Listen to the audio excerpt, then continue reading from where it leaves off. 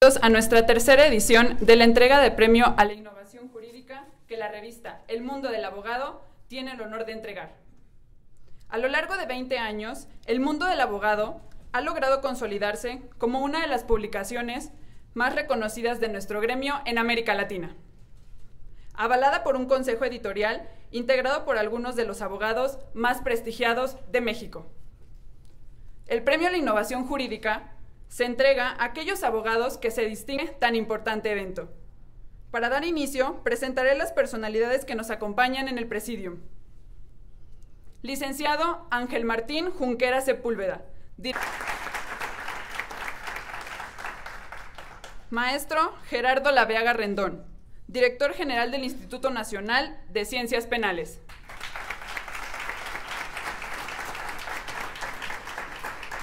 Licenciado José Mario de la Garza Marroquín, presidente. Agradecemos su presencia y damos la bienvenida a nuestros invitados especiales, que se encuentran esta noche con nosotros. A los premiados, Dr. Miguel Carbonell Sánchez.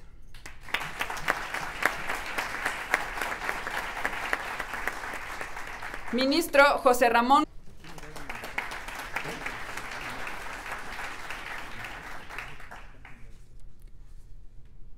Alfonso Guatirrojo.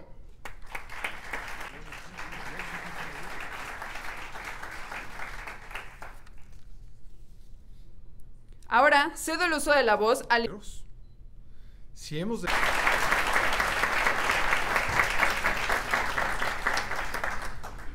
Muchas gracias, licenciado Junquera. Damos inicio con la premiación a nuestros galardonados. Escucharemos el audacio de Miguel Carbonell a cargo del maestro Gerardo Laveaga.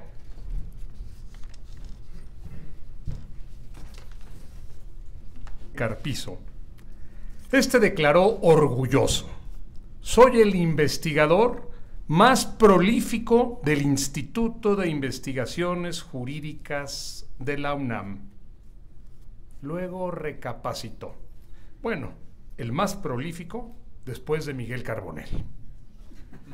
Hace unos días, platicando acerca del Premio Nacional de Jurisprudencia con el que la barra mexicana acaba de distinguir a Eduardo Ferrer MacGregor, Diego Valadez me expresó que era un justo homenaje.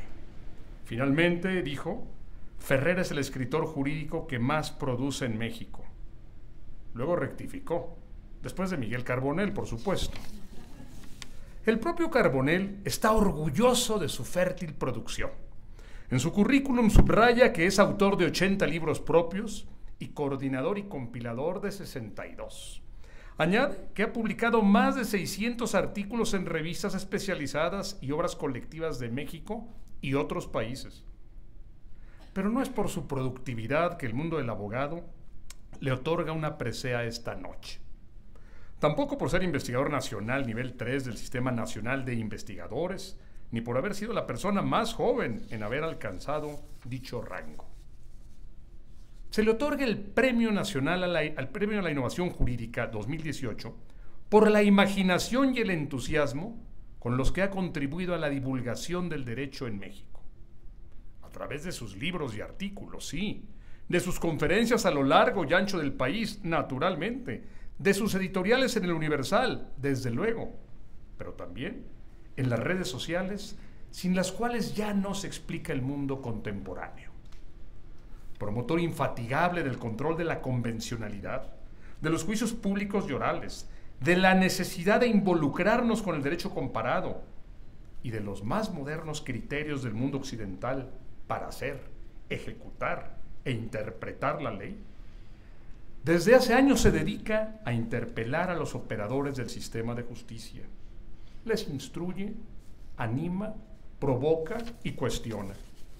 Convencido de que las viejas formas de aplicar el derecho ya no responden al vertiginoso desarrollo tecnológico, económico y social del mundo globalizado, se ha convertido, empleo el término con entera responsabilidad, en sacerdote del neoconstitucionalismo. Con furor misionero, ha explorado los caminos más intrincados para explicar el derecho no solo a sus operadores, sino a un ingente número de personas. Como todo innovador, Carbonell goza de vivas simpatías, Que lo digan si no sus más de 207,000 seguidores en Twitter, número superior al de cualquiera de los aquí presentes, pero también de antipatías. Estas tienen un doble origen. Primero, la frescura con la que arremete contra jueces, fiscales y académicos, el donaire con el que denuncia sus contradicciones y apatía para dar vida a las nuevas figuras jurídicas que emergen tímidamente en nuestra legislación. Segundo, su convicción de que las leyes, artículos y fracciones, cuando son rebuscadas, solo tienen un propósito: ocultar la intención de nuestros legisladores para beneficiar a un puñado de personas sobre todas las demás. Sus detractores le acusan de ser superficial, de simplificarlo todo, de reducir los vericuetos jurídicos a su mínima expresión. Pero esto, lejos de ser motivo de vituperio, debiera serlo de aplauso. ¿Cómo pretendemos que la sociedad acate una ley que no entiende? ¿Cómo esperamos contar con una población crítica y participativa regida por un marco constitucional ininteligible?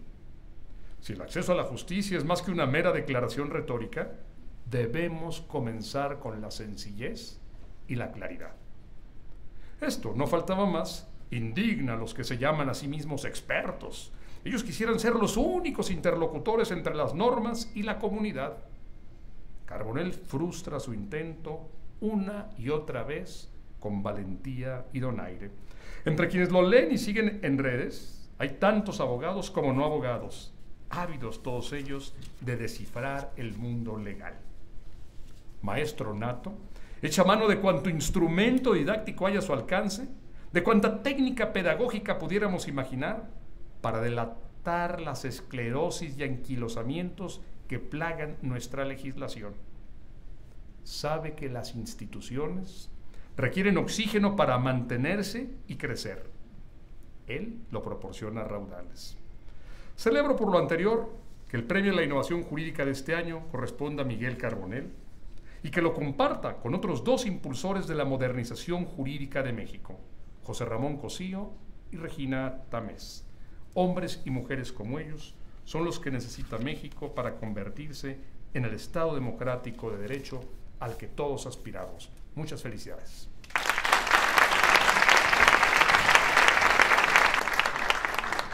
Invitamos a nuestro premiado Miguel Carbonell a pasar al frente para recibir el premio de...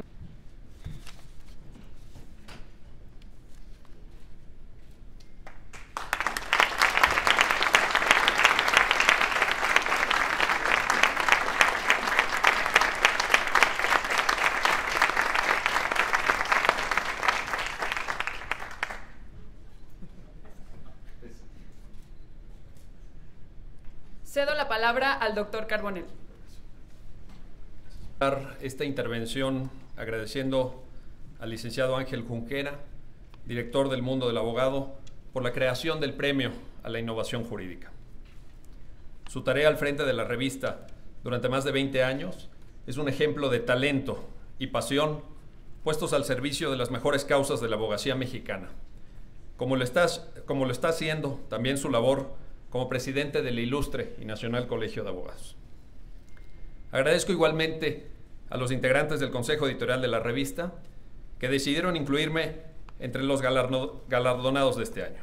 Es un enorme privilegio recibir este premio junto a dos personas a las que admiro desde hace mucho tiempo y que tantas buenas cosas han hecho por México como lo son José Ramón Cosío y Regina Tamés.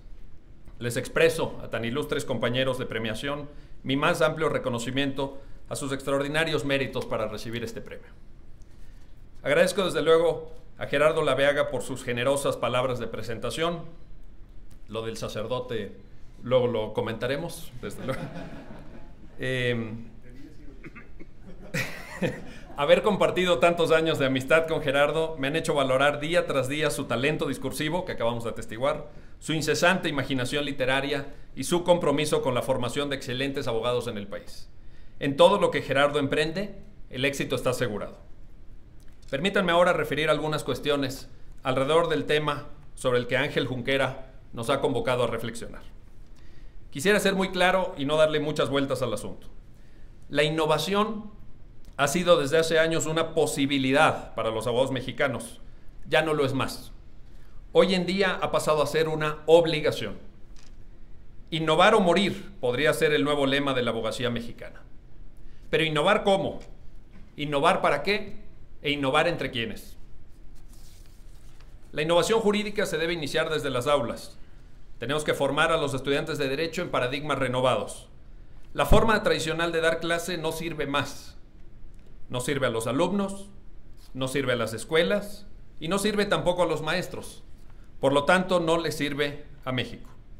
Tenemos que introducir las nuevas tecnologías en las escuelas de Derecho, enseñar con el apoyo de videos, transmitir información jurídica relevante a través de las redes sociales. Es decir, necesitamos adaptar nuestros mensajes al lenguaje que reclaman las nuevas mentalidades y los nuevos medios de interacción social. Pero también debemos dejar atrás la idea de que todo se resuelve cambiando las materias del plan de estudios o actualizando la bibliografía sugerida a los alumnos. Por el contrario, el plan de estudios universitarios de Derecho no debe estar sujeto a revisión cada 2 o cada 5 años. Debe estarse revisando siempre, cada nuevo periodo académico o incluso cada mes o cada semana si fuera necesario. Tan pronto como surge una nueva reforma o se dicta una sentencia trascendente, sus contenidos deben ser incorporados de inmediato a la currícula escolar, tanto en licenciatura como en posgrado. Hay que darnos cuenta de que el tiempo apremia y las a veces inútiles formalidades burocráticas que se exigen para la aprobación de cambios a los planes de estudio no deben suponer una traba para el acceso de los estudiantes a los contenidos que se requieren conocer y dominar para ser abogados de excelencia. En un mundo que se mueve a la velocidad del rayo, no podemos seguir caminando a paso de tortuga en la docencia jurídica. Las universidades han ido avanzando con una lentitud pasmosa. En muchas instituciones educativas se sigue enseñando el derecho como lo hacían en el siglo XIX. Para algunos profesores el tiempo sencillamente no ha pasado. Ni quieren ni pueden adaptarse al ritmo que la innovación exige. Me temo que les espera un futuro bastante incierto. Lo que debe hacerse en la carrera de Derecho es pisar el acelerador a fondo y convertir a nuestras universidades en bólidos del conocimiento, mediante la generación de contenidos pedagógicos de vanguardia y la introducción de los métodos de enseñanza que reclama la modernidad. Tales contenidos deben estar muy atentos a las necesidades del mercado de servicios jurídicos y articularse a partir de los 2 ejes transversales sobre los que descansa la educación de los futuros abogados en nuestro tiempo: los derechos humanos y la argumentación jurídica. La innovación debe darse también en la forma de interpretar y aplicar el derecho. Hay metodologías nuevas que, pese a que han sido utilizadas desde hace décadas en otros países, siguen siendo ajenas a una parte considerable de abogados y jueces mexicanos. Necesitamos hacer un uso intensivo y bien fundamentado de la ponderación argumentativa, del examen de proporcionalidad, del principio pro persona, pero tomado en serio, no como simple lugar común que se esgrime en cualquier escrito judicial sin precisión alguna sobre su contenido y alcances. Tenemos que utilizar más el control de convencionalidad, aplicando los estándares fijados por la Corte Interamericana de Derechos Humanos. Tenemos que dar cuenta también de las observaciones o recomendaciones generales de los comités de Naciones Unidas y un largo etcétera. Pero todo eso debe ser utilizado con mesura y racionalidad por los juzgadores mexicanos.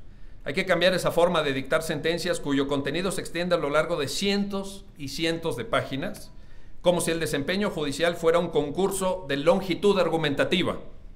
Sentencias más breves, redactadas con lenguaje accesible, que eviten transcripciones innecesarias y que demuestren pericia argumentativa, serían también innovaciones en el panorama jurídico del país.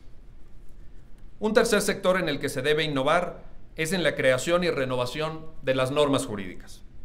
Resulta increíble que en pleno siglo XXI sigamos leyendo artículos transitorios de nuevas leyes, como una publicada la semana pasada, por ejemplo, la Ley Federal de Remuneraciones de los Servidores Públicos, que se limitan a decir, repito, en algunos de sus transitorios, cito: a partir de la entrada en vigor del presente decreto, se derogan todas las disposiciones que se opongan al mismo, termina la cita. ¿Qué está derogando esa norma? ¿Qué alcance debe tener hacia disposiciones de su mismo rango y de rango inferior? ¿Cómo se determina exactamente su impacto sobre el conjunto del ordenamiento? ¿Y a quién corresponde declarar qué normas han sido en efecto privadas de vigencia? Necesitamos mejorar, y mucho, la calidad de nuestras leyes, trayendo al debate parlamentario mexicano las mejores experiencias del derecho comparado, para legislar con fundamento, de manera racional y sobre todo lo cual es incluso todavía más urgente a la luz de la realidad política que estamos viviendo, de forma razonable. Ahora bien, ¿innovar para qué?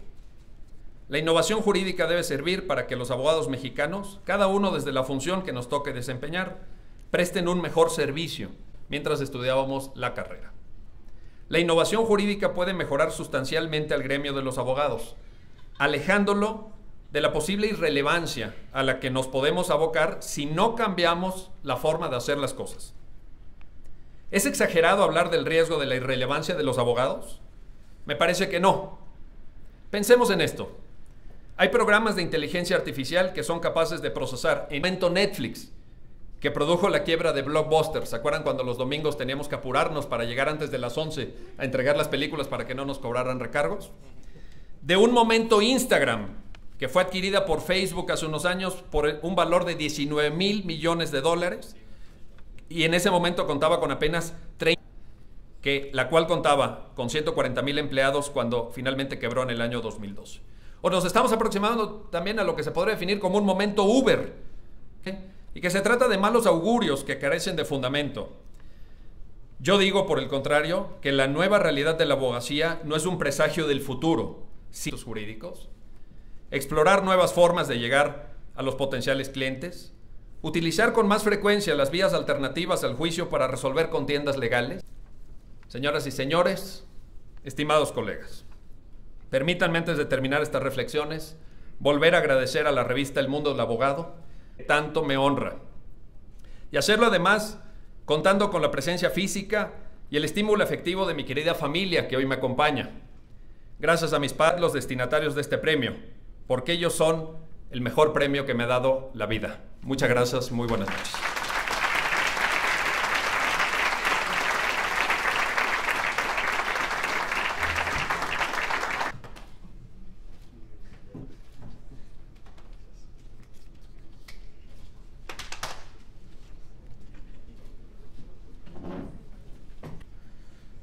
Buenas noches, señoras y señores, distinguidos integrantes del Presidium. Quisiera, en primer lugar, agradecer la deferencia de mi estimado amigo Ángel Junquera Sepúlveda, director general de la revista El Mundo del Abogado, quien me permite presentar el distinguido Premio a la Innovación Jurídica 2018, que en esta ocasión recae en un eminente jurista mexicano a quien tengo el privilegio de conocer y desde este privilegio vital dar fe de su ascendente trayectoria, su formidable talento, pero sobre todo su entrañable generosidad para compartir su apasionada vocación por el derecho. Me refiero, por supuesto, al ministro José Ramón Cosío Díaz. Hablar del jurista José Ramón Cosío Díaz es remitirnos a la integralidad de todas sus facetas jurídicas, la de ministro, la de académico, la de investigador, la de docente, la de escritor y la de divulgador del derecho. ¿Acaso la actividad más visible del jurisconsulto Cosío Díaz sea la de máxima autoridad en materia jurisdiccional en este país? Pero estoy convencido de que su notoriedad no se debe a una cualidad de jerarquía, sino a la excepcional forma de ejercer una responsabilidad. Ser autoridad jurisdiccional significa tener la delicada tarea de decir el derecho, y el ministro Cosío lo ha hecho en tono muy alto. Sus proyectos, resoluciones y votos particulares tienen la impronta que solo puede darles quien conoce profundamente las leyes, pero además incorpora sus propias conceptualizaciones de sociología, ética, filosofía y justicia para darles un alcance hondamente humanista, crítico y reflexivo. Para quien quiera conocer los osados criterios del ministro Cosío Díaz, ahí están los casos paradigmáticos sobre el alcance de la reforma constitucional de derechos humanos del 2011 o la ley de amparo del 2013, su impecable ponencia en el caso El Encino en 2011, o la lucidez de sus reflexiones en el caso de la despenalización de la interrupción del embarazo en el Distrito Federal en 2008. El ministro José Ramón Cosío ha dicho el derecho, pero sin duda sus resoluciones jurídicas también hablan por él. Y lo que nos dicen es que ha sido un jurista de vanguardia, en el que la innovación es divisa fundamental de obra y pensamiento. Cuando decimos innovar, hablamos de declarar la bancarrota del inercialismo y ser capaces de asumir riesgos para marcar nuevos rumbos. El alma del vanguardista debe curtirse ante la insidia de los profesionales del no se puede. Quizás por eso el jurista Cosío ha sido tan resuelto a defender la independencia del máximo tribunal del país, pero también la independencia de criterio de cada uno de los ministros que lo conforman. Sabedor de que el consenso no es un absoluto, porque en la crítica del sentir de las mayorías subyace la capacidad crítica y el discernimiento. En una democracia de libertades, las unanimidades son siempre sospechosas. El ministro Cosío demostró en su voto particular que los jueces constitucionales tienen la grave misión de defender la gran norma, pero que para hacerlo de la mejor manera hay que estar dispuesto a romper los límites de lo predecible y ir más lejos. Es así que se rompen paradigmas y se descubren nuevas constelaciones jurídicas. Pero no únicamente actuando como juzgador es que José Ramón Cosío Díaz ha dado testimonio de que hay que hacer del derecho un instrumento para la construcción de un mundo deseable y no resignarnos solo con el que parece posible. También en su papel de pedagogo, de investigador y de divulgador, ha dado un paso al frente y se ha colocado voluntariamente en el centro de las más complejas y apasionadas discusiones jurídicas. En el jurista Cosío, la deliberación abierta y razonada es condición inherente a la reflexión legal. He ahí otro motivo para encomiarle y reconocerle mérito, pero también hidalguía. Amigas y amigos, un visionario es una persona que sabe que guiar exige una absoluta entrega de sí mismo, que el servicio a los demás requiere tesón y fidelidad a toda prueba, y que demanda en todo momento una convicción capaz de mover montañas. No obstante, esta misión vital, definitoria y definitiva, es al mismo tiempo una fuente de alegría y de entusiasmo y una forma sólida de construir un sentido de la existencia. Una vocación creadora y entregada que fortalece la voluntad porque renueva el entusiasmo propio y de la comunidad de la que uno forma parte, al saber que sí hay una manera mejor de hacer las cosas. Enhorabuena por entregar este premio a la innovación jurídica al ministro José Ramón Cosío Díaz, un hombre que vive a plenitud el ejemplo de su prédica. Sin transformar la justicia, no será posible ningún cambio que nos lleve a la paz.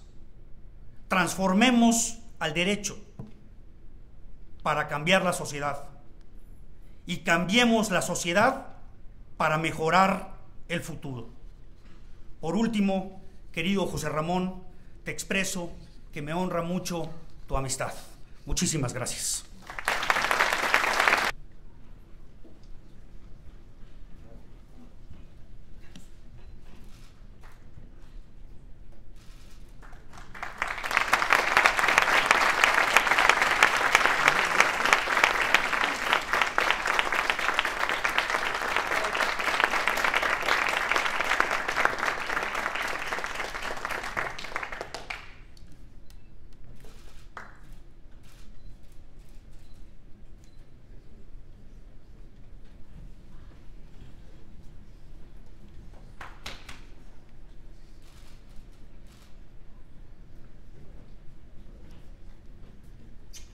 Cedo la palabra al ministro José Ramón Cosío Díaz.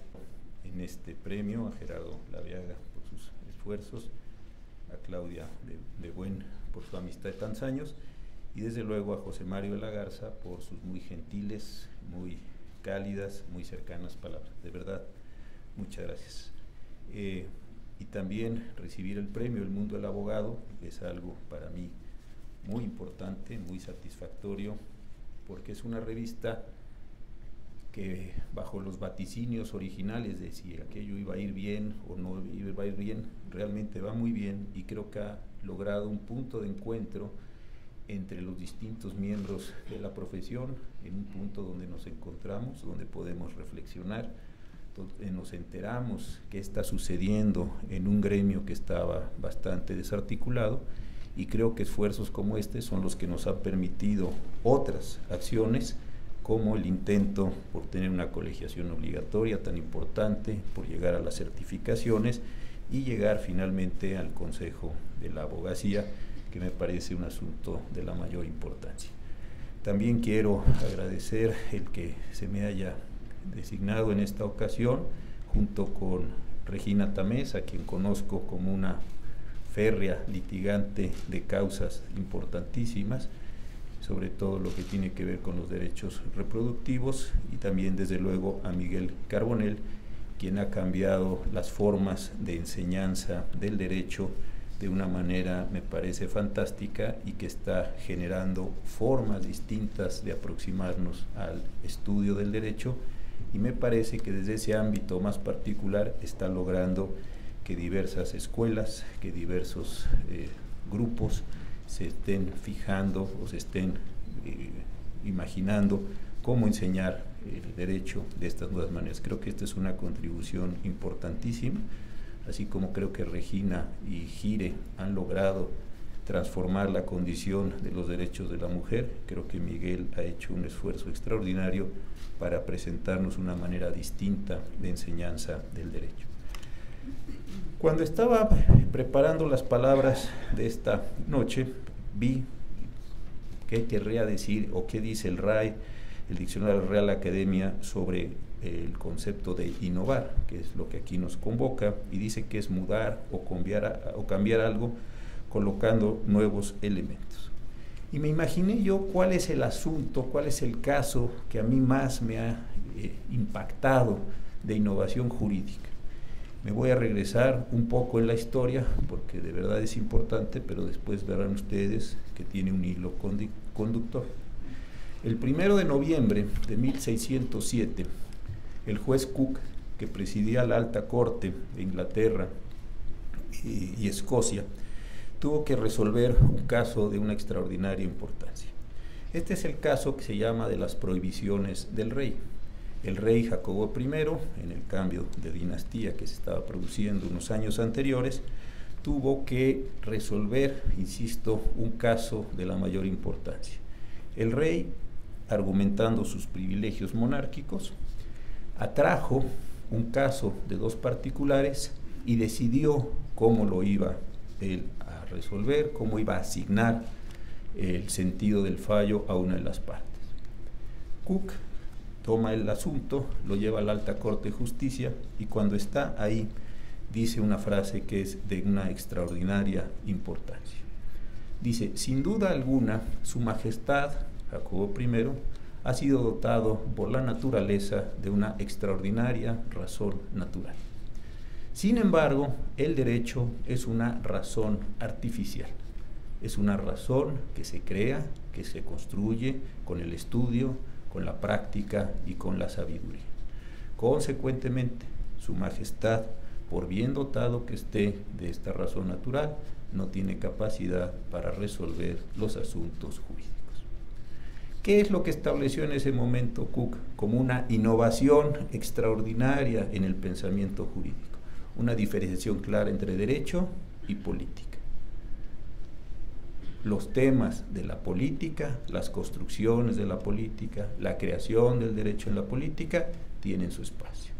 La construcción del derecho como una racionalidad que a todos nos sirve, una racionalidad de la que tenemos que valer, esta me parece que es el presupuesto general de Cook. Por supuesto que no se desarrolló a plenitud en el siglo XVII.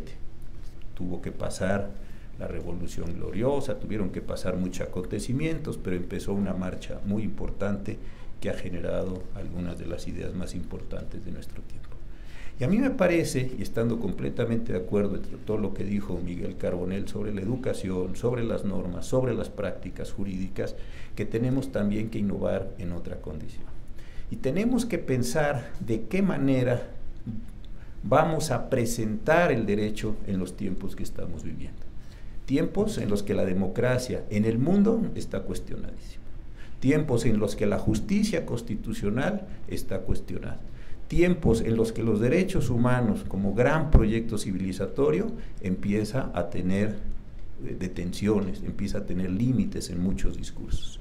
Y tiempos todavía mucho más importantes para todos nosotros, en donde el derecho como totalidad, como concepto, como práctica, como experiencia, empieza a verse con sospecha, como una forma de detener al poderoso, como una forma de impedir que los poderosos hagan su voluntad salvífica y nos saquen a todas las humanidades de los problemas que estamos padeciendo. Creo que la innovación jurídica más importante de nuestro tiempo es rehacer, reelaborar, resignificar el discurso jurídico. ¿Por qué? Porque como gremio tenemos una extraordinaria responsabilidad social y es generar racionalidad en nuestras comunidades para a su vez generar paz social y convivencia. Si yo tuviera que pensar, e insisto, estando completamente de acuerdo con Miguel, ¿qué otra cosa tendríamos que hacer en términos de innovación jurídica en los tiempos por venir? Es la renovación inteligente, civilizatoria, nueva, moderna de estos procesos del derecho. Es decir, tenemos como gremio que volvernos a sentir orgullosos de tener una herramienta social que nos sirve para civilizar el mundo. Si no somos capaces de eso, me parece que no estamos haciendo ni nuestro papel presente, ni mucho menos la innovación que nos corresponde a todos. De verdad, muchas gracias al mundo del abogado, de verdad, muchas gracias a todos ustedes por estar aquí. Yo en unos próximos días dejaré el cargo y desde luego sabe la profesión que cuenta conmigo para lo que tengamos que hacer en el futuro. Muchas gracias.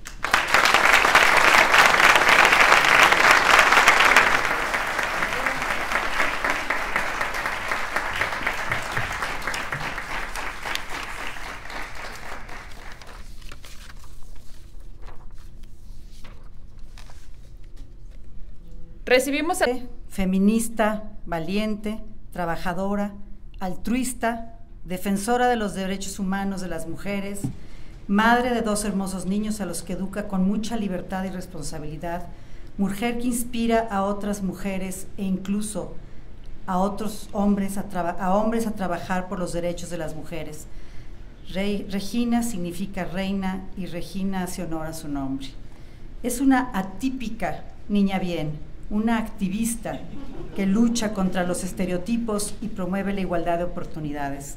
Una joven mujer que les da voz a miles de mujeres, gracias, que las fortalece y empodera y que con su esfuerzo va logrando cambios contundentes e incluso cambios legislativos a favor de los derechos humanos de las mujeres, lo que le valió el premio Hermila Galindo, otorgado por parte de la Asamblea Legislativa de la Ciudad de México. Innovar, como lo acaba de decir el ministro Cosío, mi querido amigo José Ramón, es mudar o cambiar algo otorgando nuevos elementos. Y es lo que Regina ha logrado junto con Gire. Es un tema controvertido que impacta los derechos humanos de las mujeres al poder decidir si interrumpen o no su embarazo. La trayectoria académica y laboral de Regina es abogada egresada por la Universidad Iberoamericana con maestría en Derecho Internacional de los Derechos Humanos de la American University, diploma en Salud y Derechos Humanos de Harvard University y diploma en Bioética y Derecho del ITAM. Trabajó en la oficina para América Latina y el Caribe de Planned Parenthood Federation of America, en la oficina de México del Alto Comisionado de las Naciones Unidas para los Derechos Humanos y en la Comisión Nacional de los Derechos Humanos.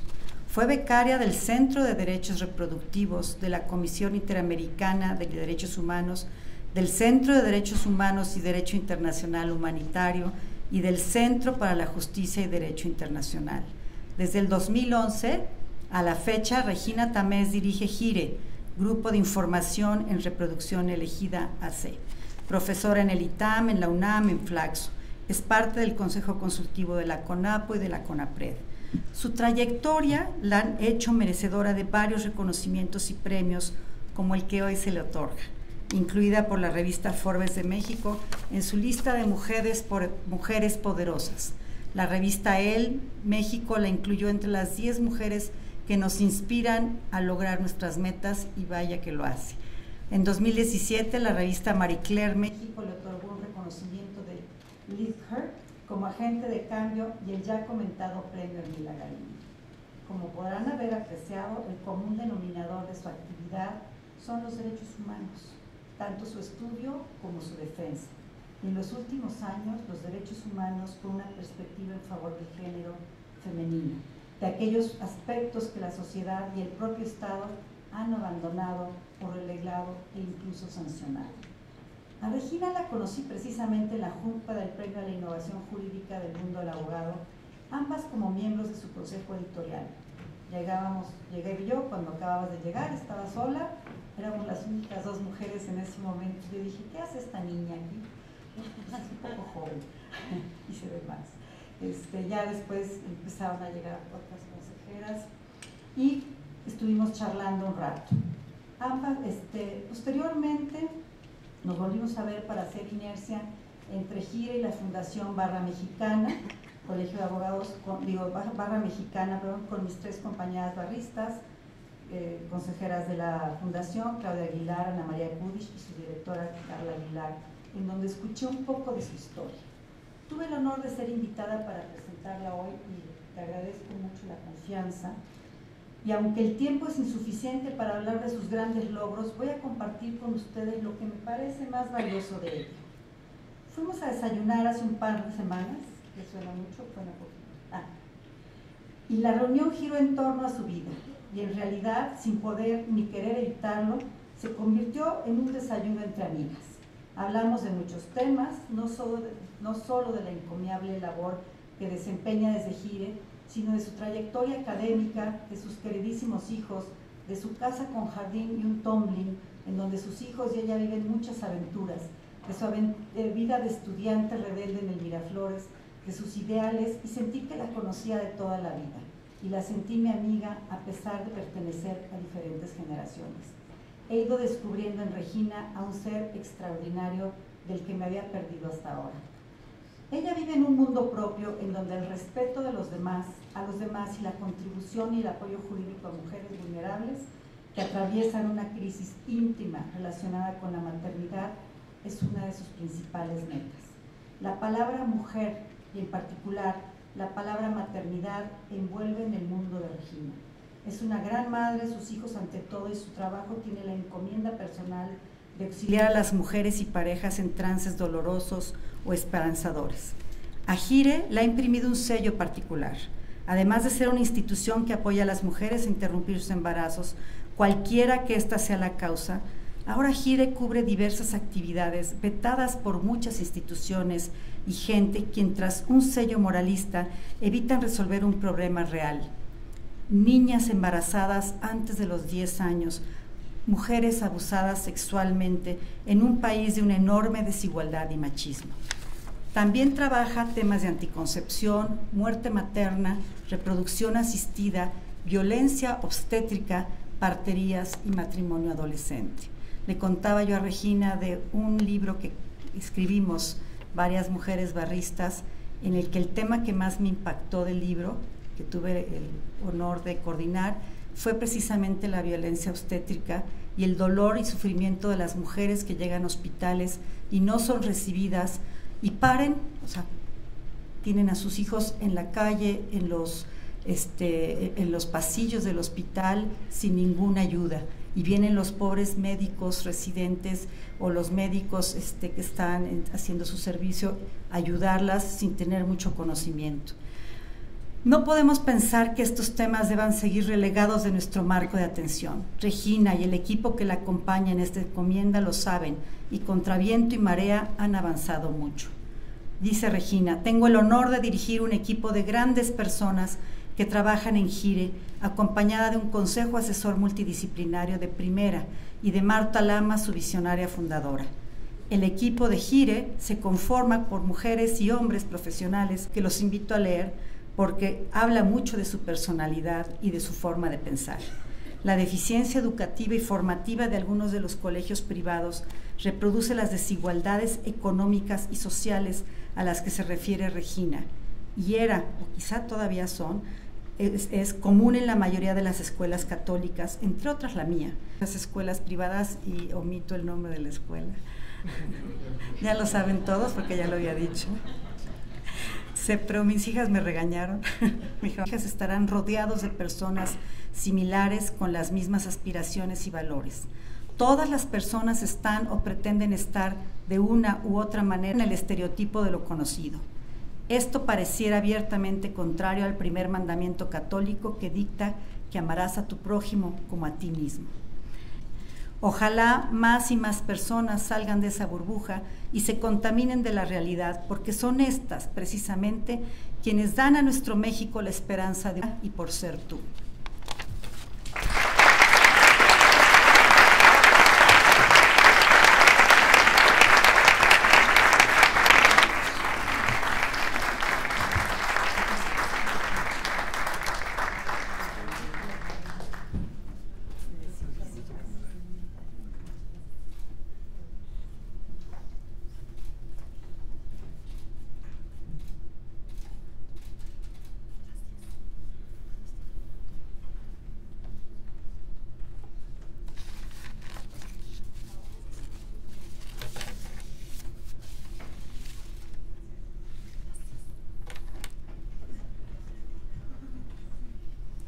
Cedo el uso de la voz. Estoy muy agradecida por este reconocimiento, este premio que me otorga el mundo del abogado. Muchísimas gracias.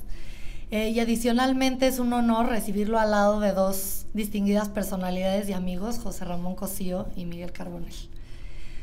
Quisiera aprovechar este espacio y reconocimiento para hablar sobre mi trabajo como defensora de derechos humanos de las mujeres, pero también sobre mi historia personal, aunque ya me robó la mitad Claudia después de confesarme de mis antecedentes privilegiados. Pero es cierto que durante muchos años fui una niña y una adolescente que estuvo protegida del mundo real, daba por sentado el privilegio que tenía, y fue hasta después que este México lleno de injusticias, de desigualdades, de pobrezas y de mucha discriminación se develó ante mí.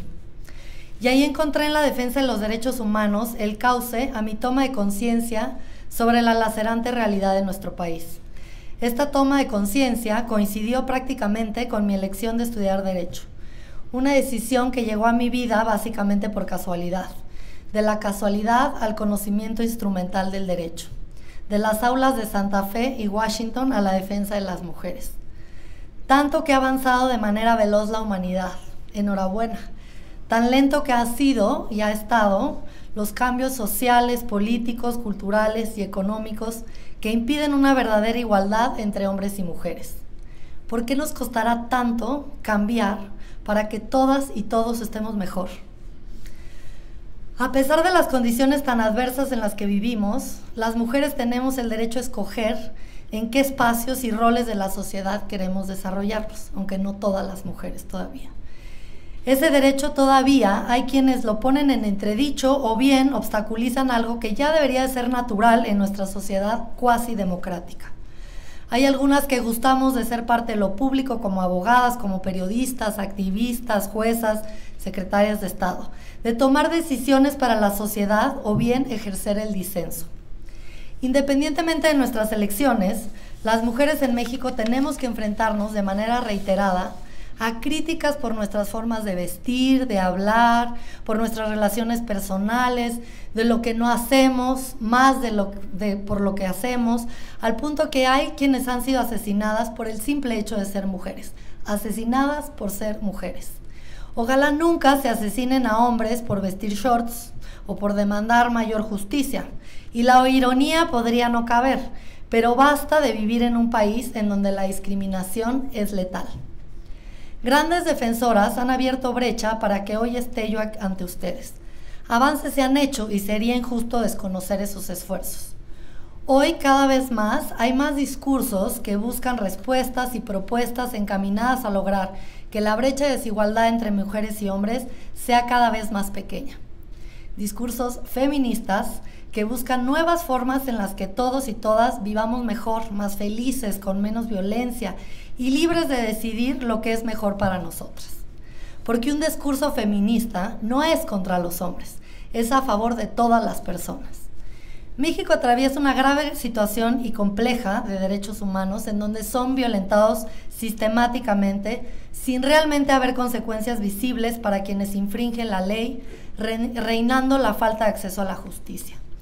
Un país en el que diariamente vivimos y sobrevivimos a un sistema de justicia en el que persevera la impunidad, en el que el dinero y el poder parecen ser los elementos decisivos para ganar o perder un caso. Un sistema de justicia que no reconoce en muchos casos las injusticias contra las mujeres, que el mismo sistema incluso perpetúa y que no considera que las violaciones a los derechos de las mujeres tienen un efecto diferenciado al cual también tendríamos que atender. El contexto en el que trabajo junto con otras colegas es adverso e inseguro. Muchas mujeres más valientes que yo salen de sus casas a trabajar por otras mujeres con un riesgo elevado en la mano. Mi eterno reconocimiento a esa fuerza femenina que no se hinca ante el desolado panorama. Yo, con la humildad en estas palabras, salgo a trabajar todos los días para algún día quedarme sin trabajo, porque habríamos llegado a un contexto de igualdad entre hombres y mujeres, algún día. Por más de una década en mi carrera profesional me he enfocado en estos últimos años en buscar formas de que las decisiones que toman las mujeres respecto a su vida reproductiva sean respetadas. Sabemos que durante muchos años estas decisiones que tomaban las mujeres solamente tenían que hacerse en la esfera privada y no se exigía nada del Estado. Y en 1994, en la Conferencia Internacional sobre Población y Desarrollo en El Cairo, esto cambió radicalmente. Que una persona es denunciada al día por aborto y que 3 mujeres mueren diariamente por causas prevenibles relacionadas con su embarazo, su parto y su posparto. Una realidad que no podemos seguir ignorando. Avanzar en el derecho es fundamental, pero cambiar nuestra cultura es apremiante, porque organizaciones de la sociedad civil. Estos espacios críticos, propositivos y tan necesarios para generar contrapesos. Y segundo, porque es claro, asegurándonos que esté garantizado el estándar más alto de protección para todas las personas, que el derecho es crucial para que las personas puedan acceder a que todas aquellas historias de dolor, de indolencia e impunidad logren justicia. Nuestro trabajo, nuestras palabras, nuestras acciones deben tener como final particular a las que sufren mayor discriminación. En estos tiempos, el principal muro a derribar es el de la apatía para involucrarnos en generar cambios. Es cuestión de voluntad. No es nosotras contra ustedes, es nosotras y ustedes. Muchísimas gracias.